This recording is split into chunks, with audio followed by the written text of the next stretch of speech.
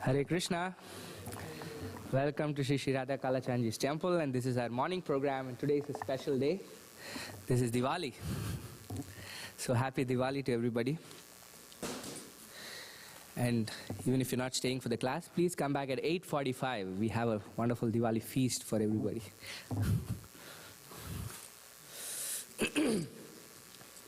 Jaya Radha Madhava Kunja Bihari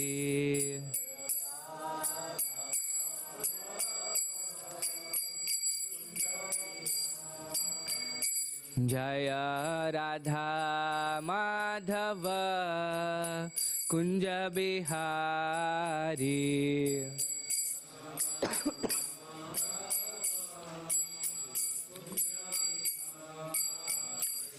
Jaya Gopi Jana Vallabha Girivaradhari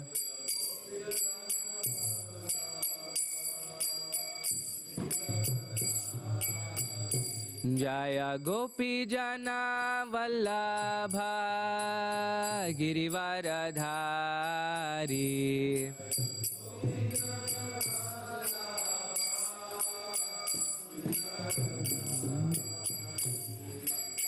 Yashoda Nandana Braja Jana Ranjana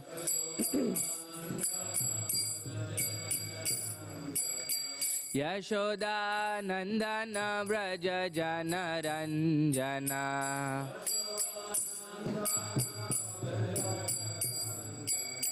Yashoda Nandana Braja Jana Ranjana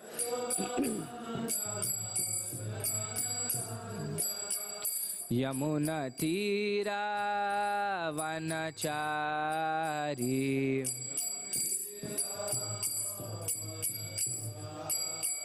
Yamuna Tira Vanachari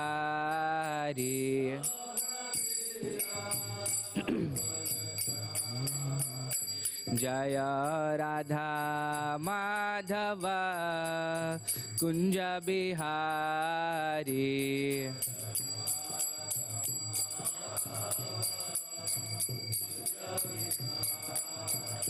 Jaya Radha Madhava Kunja Bihari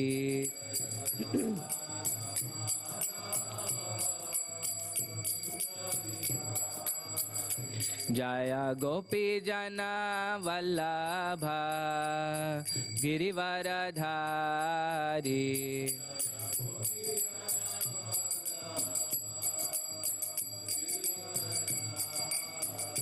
Jaya Gopi Jana Vallabha Girivaradhari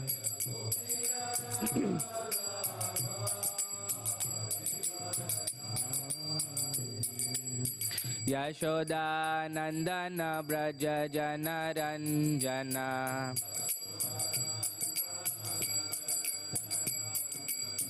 Yashoda Nandana Braja Jana Ranjana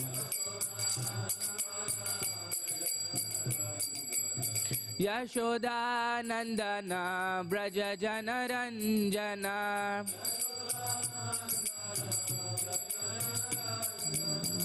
Yamuna Tira Vanachari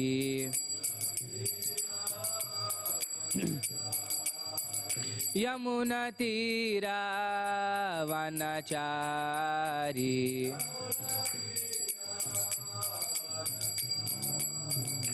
Hare Krishna Hare Krishna Krishna Krishna Hare Hare Hare Rama Hare Rama Rama Rama Hare Hare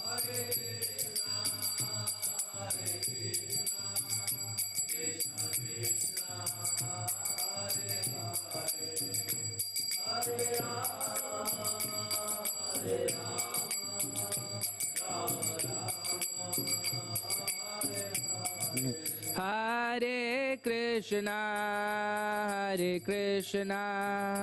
Krishna Krishna, Hare Hare, Hare Rama, Rama Rama, Hare Hare.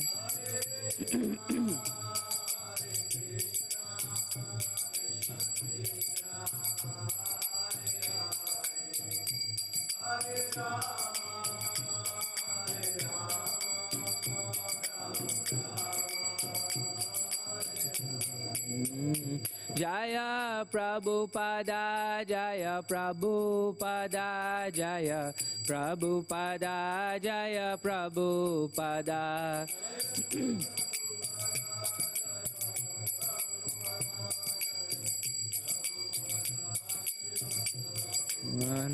Jaya Jaya Prabhupada, Prabhupada, Prabhupada, Jaya Jaya Prabhupada.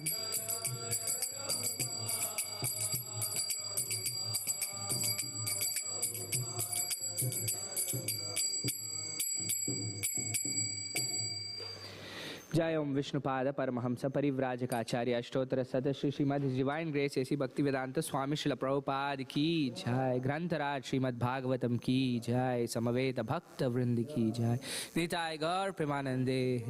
All glories to the assembled devotees, all glories to the assembled devotees, all glories to the assembled devotees, all glories to Shri Shri Guru and Shri Gauranga, all glories to Srila Prabhupada.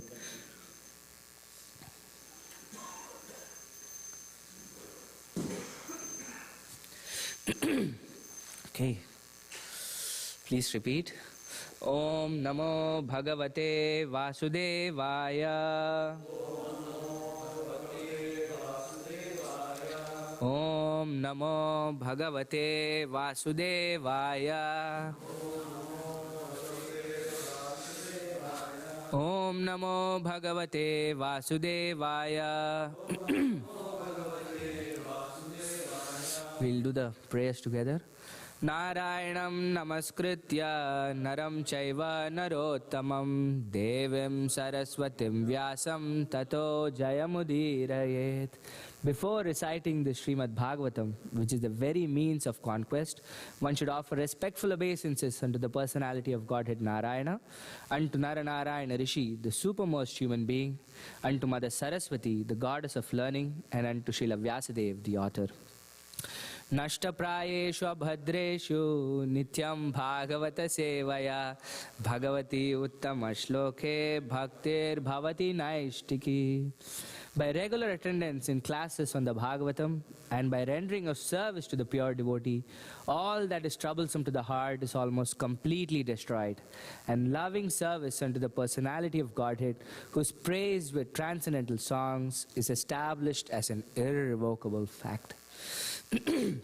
Om Ajnanatimirandasya Jnananjana Shalakaya Chakshuron Militam Yena Tasmai Shri Gurave Namaha Shri Chaitanya Manobhishtam Stapitam Yena Bhutale Swayam Rupa Kadamahyam Dadati Swapadantikam Vandeham Shri Guru Shri Utapadakamalam Shri Gurun Vaishnavamsha Shri Rupam Sagrajatam Sahagana Raghunathan Vitam Tam Sajivam Sadvaitam Savadutam Parijana Sahitam Krishna Chaitanya Devam Shri Radha Krishna Padan Sahagana Lalita Shri Vishakan Vitamsha He Krishna Karuna Sindho Dina Bandho Jagatpate Gopesha Gopika Kanta Radha Kanta Namostute Tapta Kanchana Gaurangi Radhe Vrindavaneshwari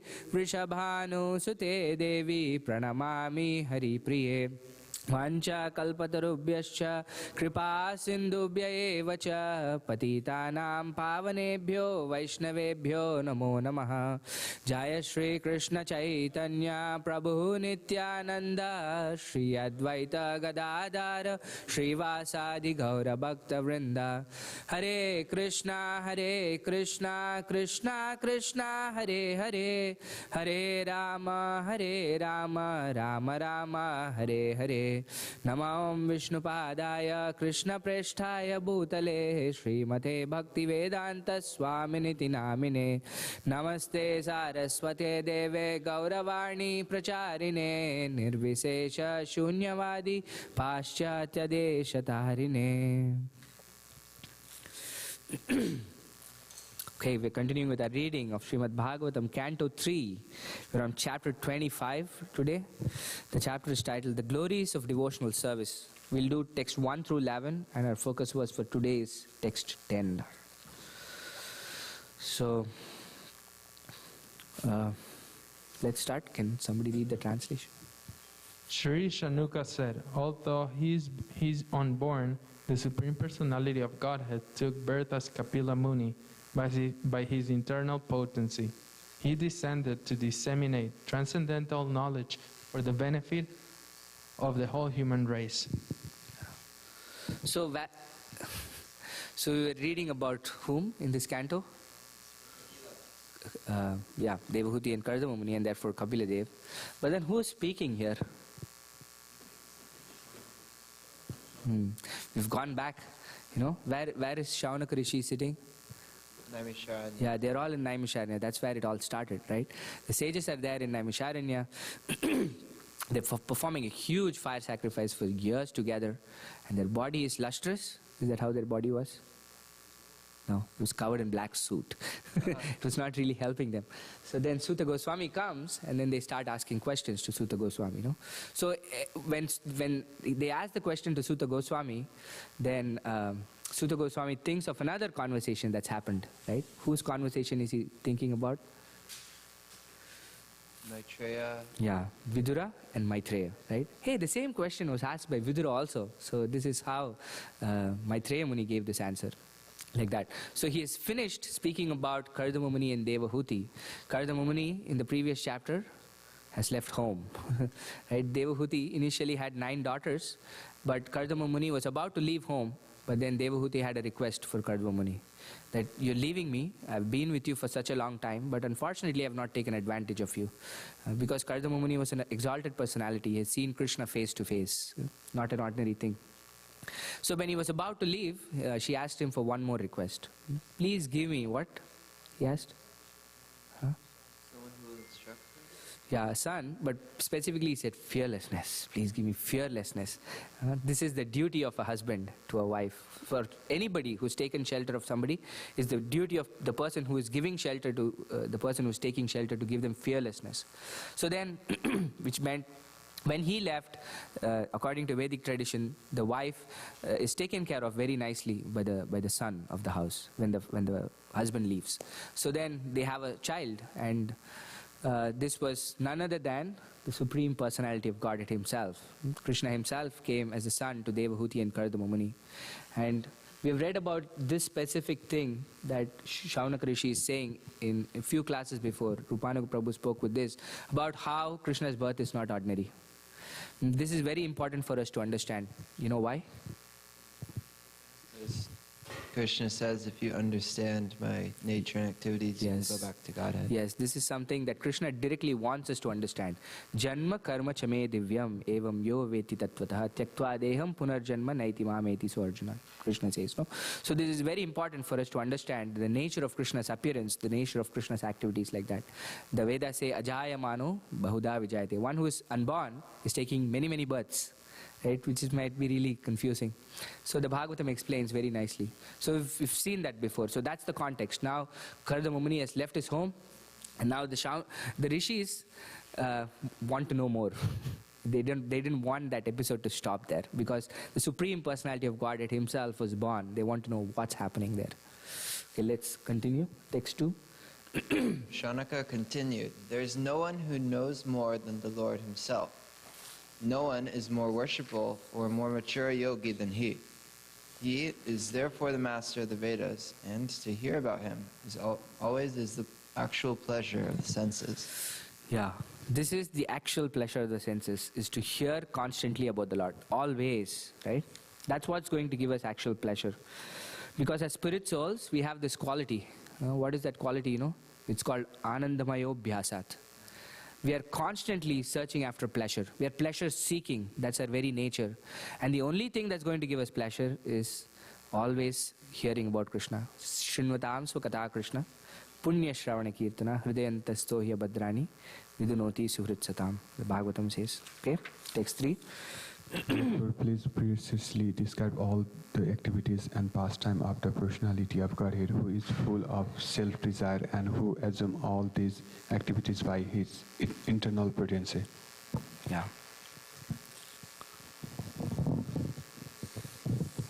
Sri Shuddha Goswami said, the most powerful sage Maitreya was a friend of Vyasadeva. Being encouraged and pleased by Vidura's inquiry about transcendental knowledge, Maitreya spoke as follows. Yeah, so he's going back, Sutta Goswami, like he's always done before. He will say, hey, Vidura asked this question to Maitreya. So he's going back to their conversation now. Okay? Text 5. Maitreya said when Kradama left for the forest, Lord Kapila stayed on the stand of Bindu Sarovara to please his mother Devahuti. Yeah.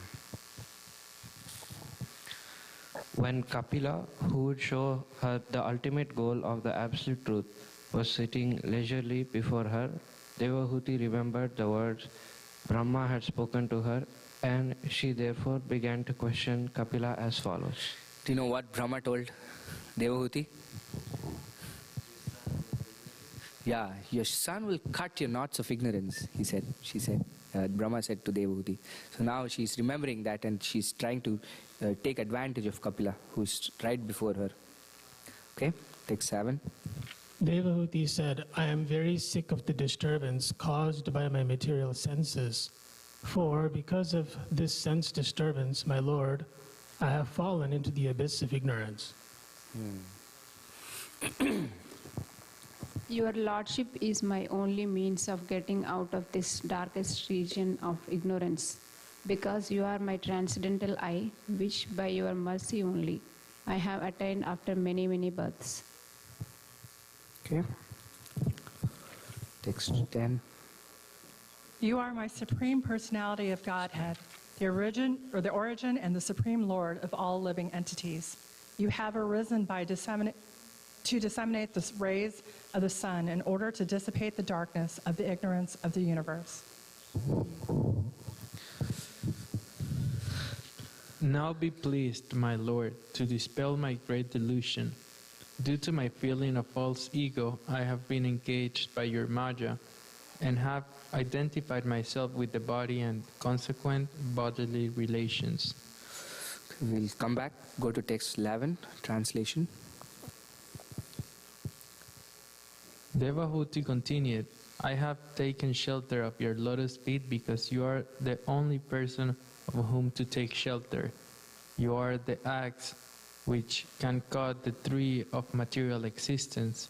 I therefore offer my obeisances unto you, who are the greatest of all transcendentalists, and I acquire from you as to the relationship between man and woman and between spirit and matter.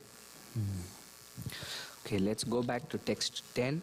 We'll read the Sanskrit.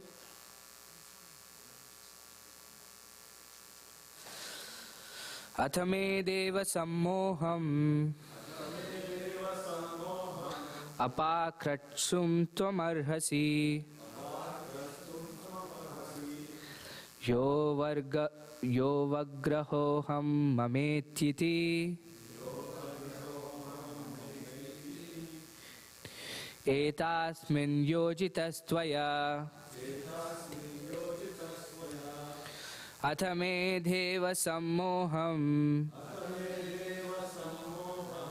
apakrashtum tvamarhasi yo vagrahoham mametiti etasmin yojitastvaya. Somebody want to chant? Atame deva sammoham Krishtum tvamarhasi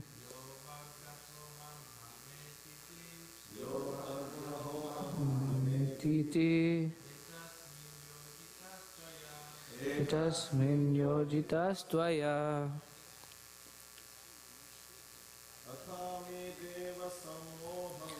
Atha me deva sammoham apakrashtum tvamarhasi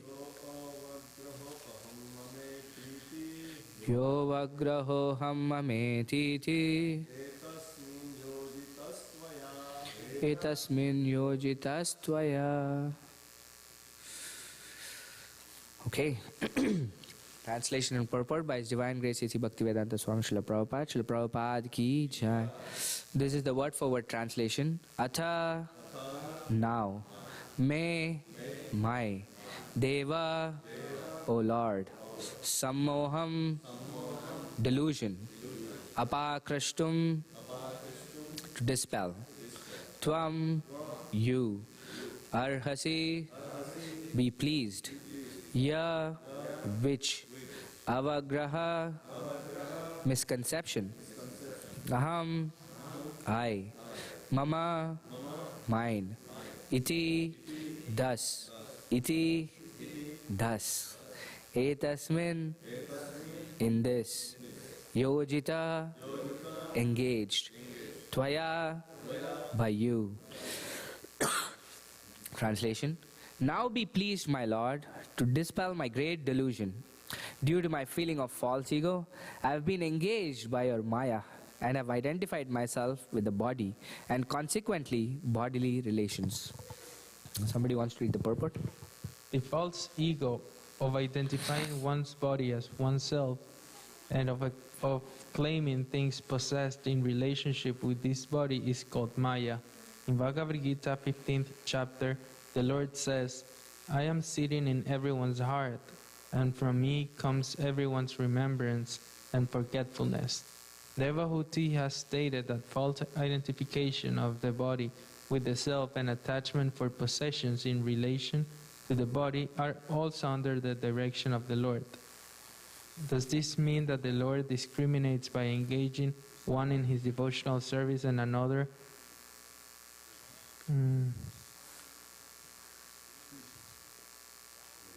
in sense gratification? If that were true, it would be an incongruity on the part of the Supreme Lord. But that is not the actual fact. As soon as the living entity forgets his real constitutional position of eternal servitorship to the Lord and wants instead to enjoy himself by sense gratification, he is captured by Maya. This capture by Maya is the consciousness of false identification with the body and attachment for the possessions of the body. These are the activities of Maya, and since Maya is also an agent of the Lord, it is indirectly the action of the Lord. The Lord is merciful. If anyone wants to forget him and enjoy this material world, he gives him full facility, not directly but throughout the agency of his material potency. Therefore, since the material potency is the Lord's energy, indirectly it is the Lord who gives the facility to forget him. Devahuti therefore said, my engagement in sense gratification was also due to you. Now kindly get me free from this entanglement.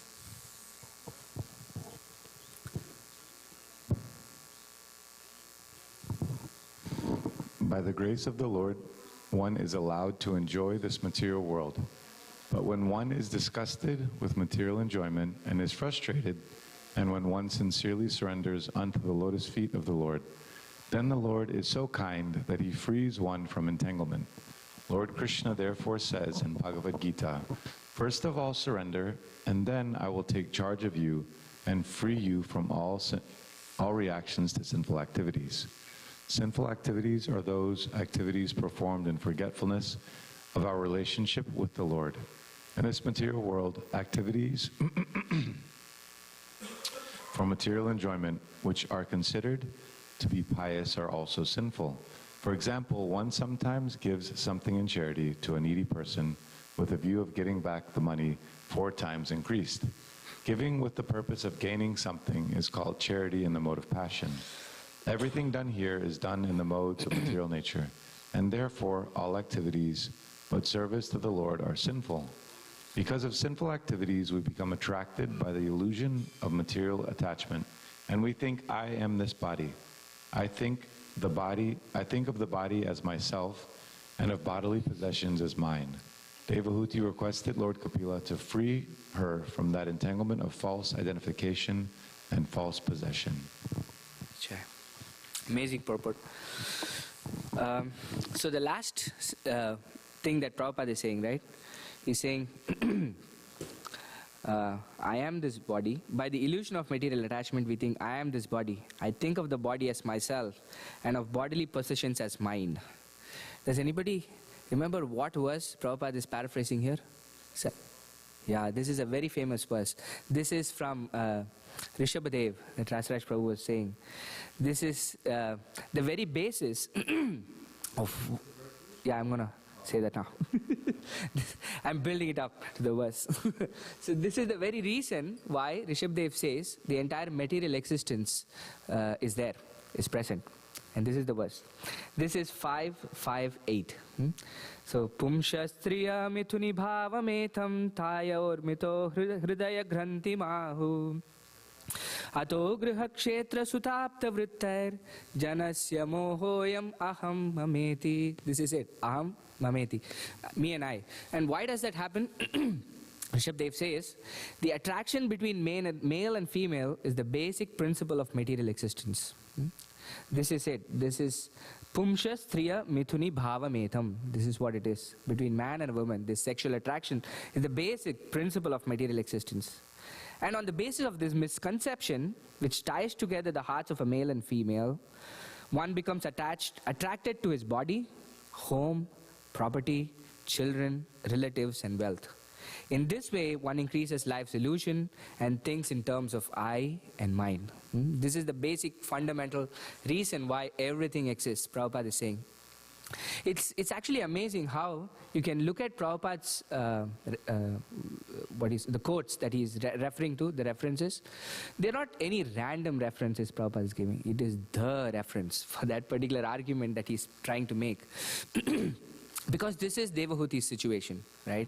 She was completely in this situation with Kardama Muni, where he was thinking, oh, my husband, my home, I need my sons, my daughters, and my relatives. And this is how it starts. Everything starts from the attraction between a man and a woman, right? And from that, okay, so it's me and my wife now. And then me, my wife, and my house, right? Okay, me, my wife, my house, and my children. And me, my wife, my house, my children, okay, my relatives also now. It's not just, and everything that's attached to me. And then everything revolves around Janasya Mohoyam Aham Mameti. It's me and mine. It's me and mine. And from that perspective, we try to enjoy. That's why everything is me and mine, right? I don't really care about children in Africa. Few people might, but they're not really my children. I care about my own children because they're coming out of me. It's my wife, my house. Everything that's attached to me is very, very dear to me. But for Devahuti to ask this question, something has happened to her. She was in this mindset, right? Janasya mohoyam aham mameti.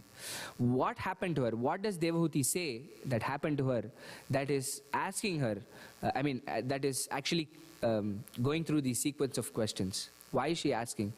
Something has happened in her life. She was in this mindset, right? Me, my wife, my husband, my children. But then something has transformed in her for her to ask this question to Kapila Dev. What does Devahuti say happened to her in the verses that we read? Something that's very stark that she says. This is text 7. She says, Devahuti said, I'm very sick of the disturbance caused by my material senses. For because of this sense disturbance, my Lord, I've fallen into the abyss of ignorance.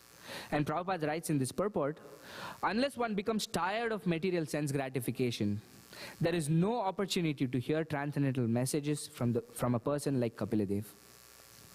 So, the sense enjoyment that Devahuti had was extraordinary. We haven't even scratched the surface of the kinds of sense enjoyment that Devahuti and Kardama Muni had.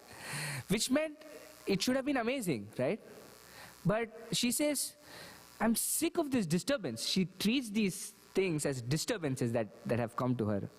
And unless we come to this platform where we think, oh, these senses are really disturbing me, and this is at least in the mode of goodness, right? You really cannot start hearing about Krishna. Because in the mode of passion, what are we trying to do? Yeah, we're trying to enjoy. Hey, I want to get more, do more. I'm really trying to satisfy my senses. In the mode of ignorance, it's very painful. It's not even good for us. But in the mode of passion, at least we think, oh, fine dining restaurants, nice movies, good friends, right? Nice big homes. Oh, I'm really fine enjoyment. We're trying. But then at one point, we come to this realization, this is just a disturbance. This is not really making me happy. And from that point, we start inquiring. This is where it starts. Atato Brahma Jignasa. This is where actual human life starts. And then she's recognizing that whom she has to ask this question also. Right? Okay, I've come to this point of realization. Does it mean that I can go and get an answer for my problems from anywhere? No. She's realizing something very specific and saying to Kapila that your lordship is the only means of getting out of this darkest region of ignorance. This is her intelligence, because she was not an ordinary person also, right? Although she might have been in this Maya that she herself is saying, she was not an ordinary person. Her intelligence is kicking in. And Prabhupada quotes this famous verse from the 15th chapter, right? Sarvasya chaham hridi sannivishto matta smritir jnanam apohanam cha. So this is the first part that he's quoting again and again. Many, many times you can see that everything, sarvasya chaham, desires and remembrances and forgetfulness comes from Krishna, from within the heart. And here she says, I've forgotten you because of you, Krishna. But Prabhupada is explaining very clearly how it is. It's not that Krishna wants us to forget him, right? When we are trying to enjoy the senses, Krishna facilitates that by giving us forgetfulness of him. This is how Krishna is giving us forgetfulness of him. It's not because he wants us to put in misery. He wants us to be constantly in this turmoil of sense gratification. But because it's our own desire that, oh, I want to be separate from Krishna. Therefore, Krishna says, okay, if that's what you want, you can be that. And slowly, when we are disgusted by this and we take that one step, Krishna immediately gives us this entire remembrance. And you see from Devahuti that, okay, the minute she was really disgusted with these sense disturbances, Krishna gives us a remembrance that, oh, Lord Brahma asked you to go and talk to Kapila Dev. No? You please go and talk to him. She gets that remembrance from within the heart. And then she recognizes Kapila Dev or his representative.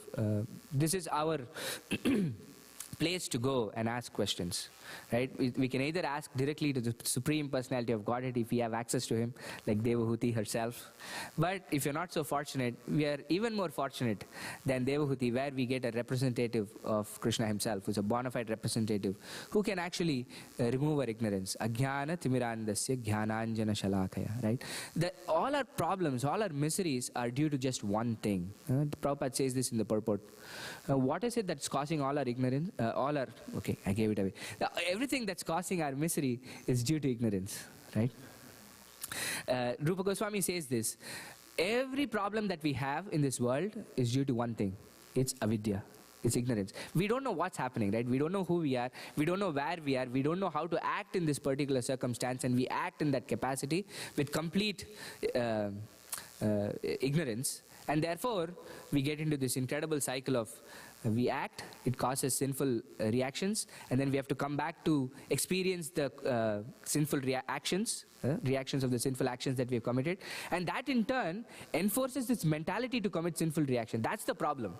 If it was just that I've committed something, or I come to experience whatever sinful activities I've committed and it's done, it's not a problem. But this is a very vicious cycle where once I've experienced the reactions, my mind's inclination to commit those sinful reactions gets reinforced. So therefore I commit sinful activities again. And then this is the entire cycle of kuta, bija, prarabdha, arprabdha. It's like this entire cycle of karma ensues. And therefore, the only way we can get out of this is either surrendering to the Supreme Personality of Godhead himself, like Krishna says, or to the bona fide representative, and which is what Devahuti is doing. Although Kapila Dev might be her son, she's taking him to be her spiritual master. And this is why we should go to the spiritual master. It says, tad vijñartam sagurum evabi gachet, right? Or tasmat gurum prapadyeta jignasu shreya uttamam. This is why we have to go to the spiritual master. Tasmat gurum prapadyeta. Therefore, go and surrender to a spiritual master. For what? So that I can say, oh, give me more wealth. Oh, what can I do with the problems of my life? Not that. Jignasu shreya uttamam. We have to go and inquire about uttama. Comes from this word. Tama means ignorance. Uttama means dispel ignorance. It's beyond ignorance. It's transcendental. It's the best. Jignasu Shreya Uttamam. Not anything that's better than ignorance. Something that's called Shreya. This word Shreya is an amazing word in Sanskrit. And the opposite of this word is what, Prayas. You have this word Shreyas and you have this word Prayas. Prayas means something that you do in the short term that's very enjoyable. But in the long term, it's not really very helpful. I give this example very often. If you eat donuts, in the short term, it's very, very nice. If you keep eating them on a daily basis, in the long term, it's not very good for you. I really like sweets, but if I eat sweets constantly, in the short term, you're really enjoying. Oh, the donuts are so nice. But then you're going to get diabetes if you keep eating them on a regular basis. Or Shreyas means something in the short term which is not very nice for us. It's very hard for us to do it. But in the long term, it's going to give us great benefit. Right? And, okay, I've taken enough donuts for today. It's hard for me to stop, but I'm going to stop. And in the long run, it's good for me. In the short term, it might not really be good for me. But the kind of Shreyas that we are going to inquire from the Guru is not whether I can take donuts now or not. But the Shreyas that we are inquiring from the Guru is, how can I get out of this ignorant situation that I am in? That is what the Guru is there for. Tadvidhi pranipatena pariprashnena seveya upadekshanti te jnanam jnaninas tattvadarshina. He's there to give us knowledge. Chakkudan dilo jai janme janme prabhu se divya jnan hriday prakashito. He gives knowledge for us, right? We've been in darkness. This is why we go to the Guru. And the process is surrender. This is what Prabhupada says in the purport also. Okay, we are in this ignorance, and when we come to this point where we are disgusted with all our material disturbances, then we go to the Guru, and then we inquire from him, and then not just stop at that. The inquiry comes much later. What precedes inquiry? Yeah, surrender and service. Tatvidhi pranipatena, that's the first, right? Pariprashnena comes later. So the first thing is we go and surrender. Prabhupada is quoting Krishna. Sarva dharman paridyajya mamekam sharanam vraja aham tva sarva papebhyo mokshayishyami masucha. Krishna says this. Surrender everything and do not fear. Krishna is giving us, we spoke about this last time also, the fearlessness that we are expecting in this world, because this is the natural position of this world, is that we are always constantly fearful of when things will be taken away from us. So in order for us to get that fearlessness, we need shelter. We need shelter for somebody who can actually uplift us from this miserable existence that we are all in. So therefore we surrender to Krishna. And we surrender to Krishna through a bona fide spiritual master. This is the process. And when we surrender to Krishna through a bona fide spiritual master, then Ajnana Timirandasya happens. We are in this incredible ignorance, and then Jnananjana Shalakya, the spiritual master, removes this ignorance with the torchlight of knowledge. This is the amazing quality of a spiritual master. And and Vishwanath Chakravarti is very, very clear on how important the spiritual master is, right? We sing every single day in the morning. What is the importance of spiritual master? Okay, the 8 verses are Guru Ashtakam. It's all the importance of spiritual master. But specifically, he says about the mercy of the spiritual master, right? Yasya prasadat bhagavat prasado yasya prasadat nagati kutopi. If you want to get the mercy of Krishna, of Bhagavan, you need to get the mercy of the Guru. If you don't have the mercy of the spiritual master, you cannot get the mercy of Krishna. So this is who we surrender to. We surrender to a bona fide spiritual master and serve the spiritual master and inquire from him submissively. That is the process. Then we can get out of this position of Janasya Mohoyam Aham Mameti.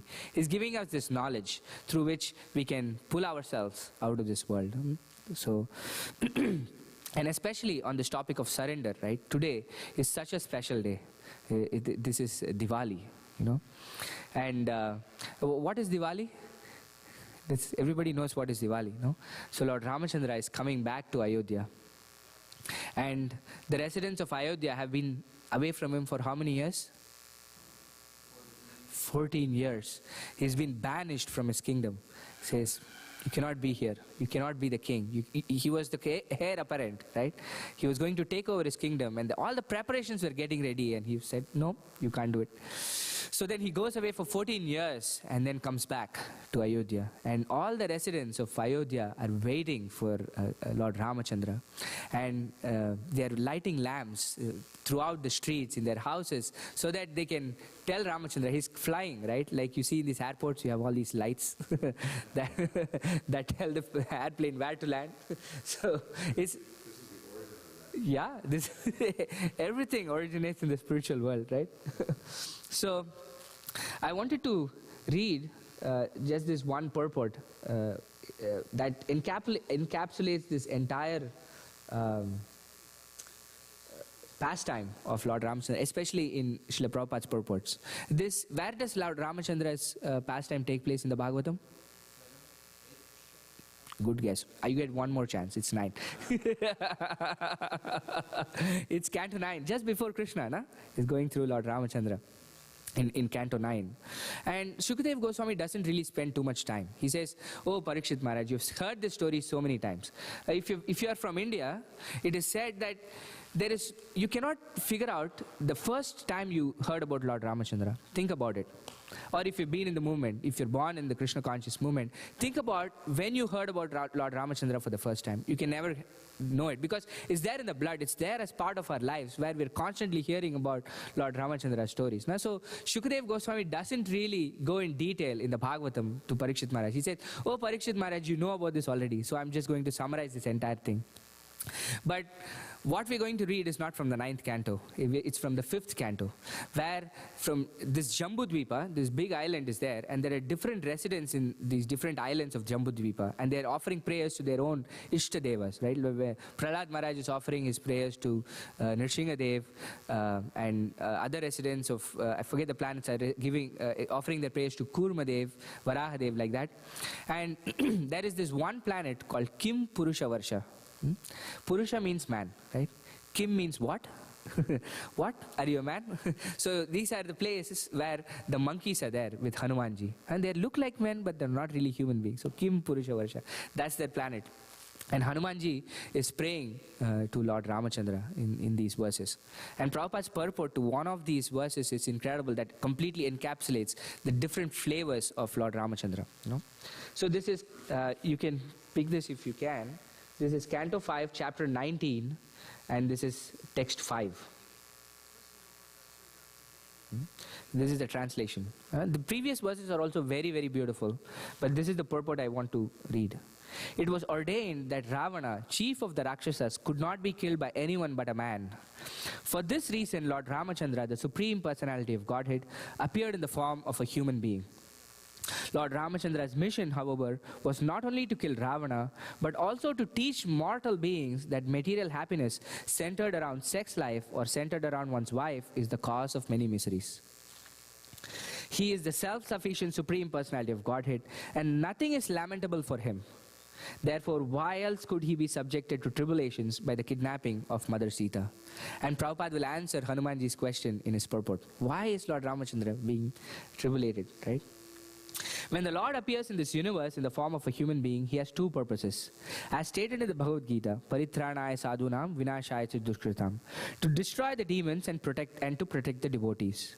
To protect the devotees, the Lord not only satisfies them by his personal presence, but also teaches them so that they will not fall down from devotional service. By his personal example, Lord Ramachandra taught the devotees that it is better not to enter married life, which is certainly followed by many tribulations. And this is the first thing that Lord Ramachandra's life, Prabhupada says, is teaching us. So we understand how many tribulations Lord Ramachandra went through. If you see the Ramayana, the times that Lord Ramachandra and Sita were happy was very, very few. Very few years they were very happy. Throughout their lives, it was constant sorrow throughout the entire Ramayana. So the first thing for people who are in this stage of vairagya, right, the yogis, Lord Ramachandra is saying, oh, if you want to be detached, better be detached. Because you know when you get into this, it's going to be this entire ebbs and flows, right? This is the first thing. And he quotes this famous verse from Prahlad Maharaj, right? Yanmai tunadi grihamedi sukham ki tucham khandu yanena karayori vadukka dukkam. Tripyanti neha kripana bahu dukkha bhajan khandutivan manasijam vishaheta dhira. This is Prahlad Maharaj. Kripanas who are not advanced in spiritual knowledge and who are therefore just the opposite of Brahmanas generally take to family life, which is a concession for sex. Thus they enjoy sex again and again. Although that sex is followed by many tribulations, this is a warning to devotees. To teach this lesson to devotees and to human society in general, Lord Ramachandra, although the Supreme Personality of Godhead himself, underwent a series of tribulations because he accepted a wife, Mother Sita. Lord Ramachandra underwent these austerities, of course, only to instruct us. Actually, he never has any reason for lamenting anything. This is the first one. Prabhupada says, another aspect of the Lord's instructions is that one who accepts a wife must be a faithful husband and give her full protection. Human society is divided into two classes of men, those who strictly follow the religious principles and those who are devotees. By his personal example, Lord Ramachandra wanted to instruct both of them how to fully adopt discipline of the religious system and how to be a beloved and dutiful husband. Otherwise, he had no reason to undergo apparent tribulations. One who strictly follows religious principles must not neglect to provide all facilities for the complete protection of his wife. There may be some suffering because of this, but one must nevertheless endure it. That is the duty of a faithful husband. By his personal example, Lord Ramachandra demonstrated this duty. Lord Ramachandra could have produced hundreds and thousands of Sitas from his pleasure energy, but just to show the duty of a faithful husband, he not only rescued Sita from the hands of Ravana, but also killed Ravana and all the members of his family. Right? This is the second aspect, where, okay, if you first option you have, okay, you better don't get into the married life, right? Because you're going to go through these tribulations. Be prepared for it. It's not a happily ever after. The story ends there, right? But the story never really ends there after marriage. You have life in front of you. And Lord Ramachandra demonstrates this example that once you've taken up this responsibility, you cannot just walk away from it. You have to go through. He goes to the extent where he creates an entire army of monkeys and wages a war and then rescues his wife, right? Like Prabhupada is saying, Lord Ramachandra is Lakshmi Sahasra Satashambra Maseviyaman. Thousands of Lakshmis and millions of Lakshmis are there. So he could have created another one. This is the very clear instruction to somebody who takes responsibility, right? Of a husband or parents. When somebody is there under you, it doesn't matter what troubles that are coming in your life, you have taken up that responsibility. You cannot just quit midway. And Lord Ramachandra demonstrates that. He goes to such an extent to save Mother Sita, who had taken shelter of Lord Ramachandra, right? And the last one that Prabhupada says is another aspect of the teachings of Lord Ramachandra is that although Lord Vishnu, the Supreme Personality of Godhead, and his devotees may apparently suffer from material tribulations, they have nothing to do with such tribulations. They are mukta purushas, liberated persons. Under all circumstances, it is therefore said in the Chaitanya Bhagavata, Yatha deka vaishnavera vyavahara dukha nishchaya janiha tata paramananda sukha. A Vaishnava is always firmly situated in transcendental bliss because of engagement in devotional service. Although he may appear to suffer material pains, his position is called transcendental bliss in separation, viraha. The emotions of a lover and beloved feel when separated from one another are actually very blissful, although apparently painful. Therefore, the separation of Lord Ramachandra from Sita Devi, as well as the consequent tribulation they suffered, is but another display of transcendental bliss. That is the opinion of Srila Vishwanath Chakravarti Thakur. The third aspect Prabhupada is saying is for the devotees. The first one he's saying is for people who are vairagis, right, who are renunciates, like you better don't get into it. The second aspect he's saying, okay, you've gotten into it, you better take up that responsibility and fulfill it properly. And the third one is for the devotees, he's saying. From the perspective of the outside world, Ramayana is not a very happy story. Oh, Sita Devi is going to the forest, she's banished, Lord Ramachandra is banished, Bharata is, like every character in the Ramayana, if you see, is so much, full of so much sorrow. But on the outside is sorrow, but internally it is in complete bliss, Prabhupada is saying, because this is bliss in separation. This is viraha, right? Once you're in union, you know this person, and once you separate from this person, you're constantly thinking about that person, right? When you're falling in love for the first time, you can see this. You cannot but think about but the person that you're loving.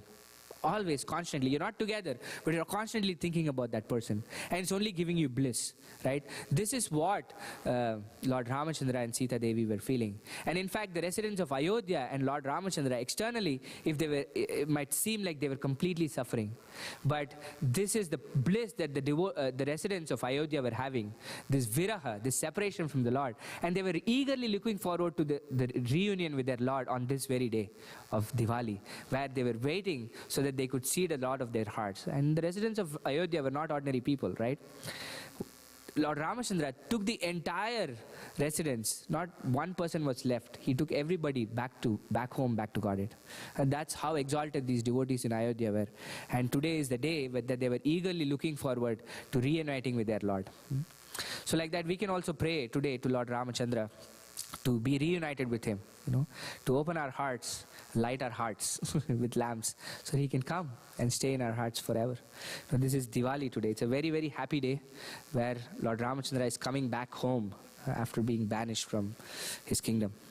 So happy Diwali, everybody. And we have a few minutes before the feast. If you have any questions or comments or reflections on Diwali or anything that we have read, we can take.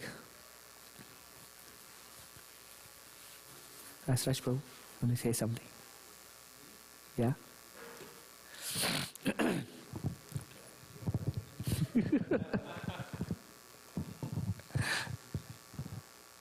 do you want me to say?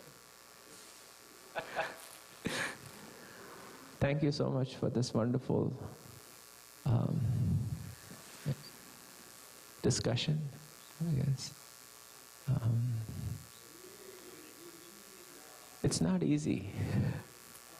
Yes, I mean, Devahuti starts with this whole discussion with Kapila Muni saying, giving up sense, I mean, attachment to sense gratification is not easy to give up.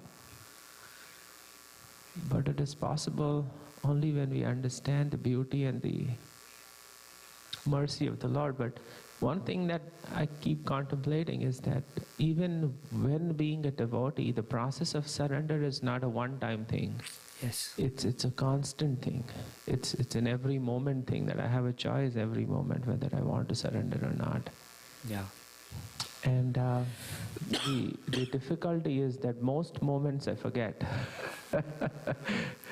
that I have to surrender. I have to actually, I need the mercy of the Lord to move on. But because as devotees, we kind of think, okay, we have done it. Wearing a dhoti, wearing a tilak, whatever. We are done.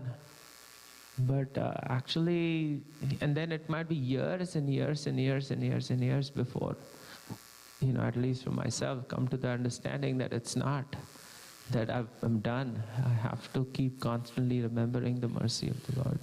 Yeah.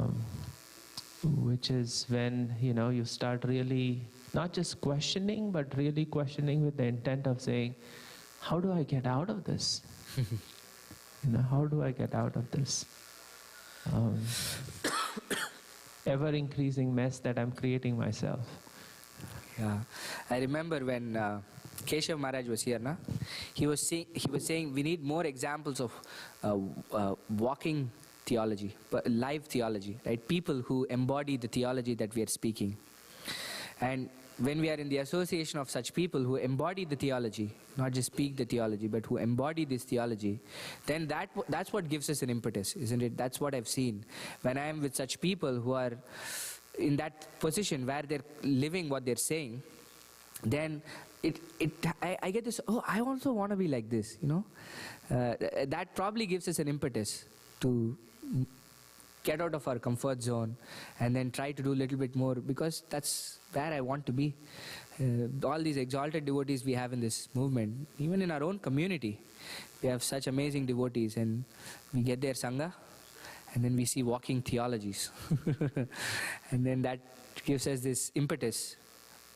And again, it's not a process of negation, no? It's not like I don't, it's more my attachment to Krishna. My focus is more, how can I be more attached to Krishna? How can I be more attached to my seva? How can I be more conscious of what I'm doing?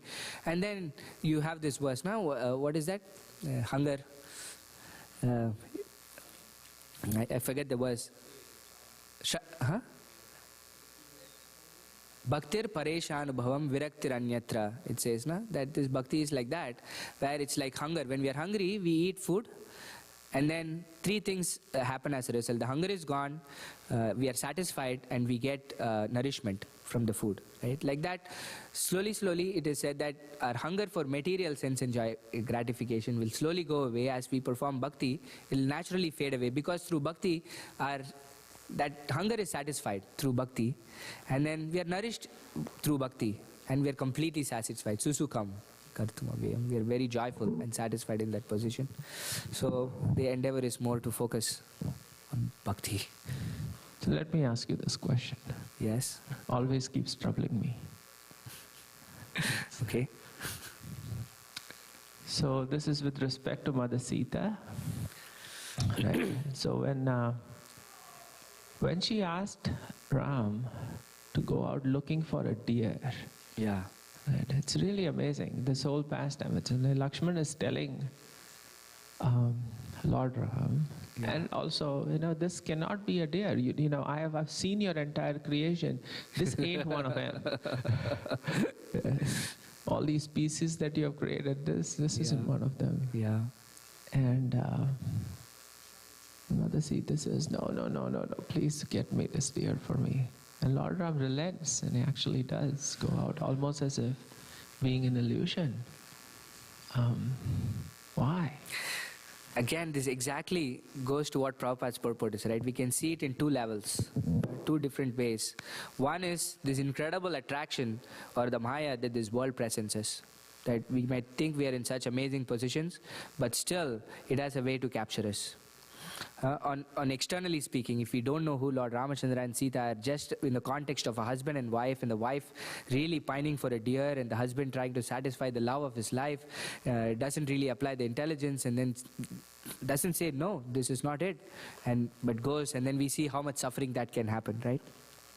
But the second level that Prabhupada is saying, as devotees, we see that this is the Leela of the Lord, and Mother Sita completely knows, okay, now the time has come where Lord Ravana has to be vanquished. And that's the second level. Okay.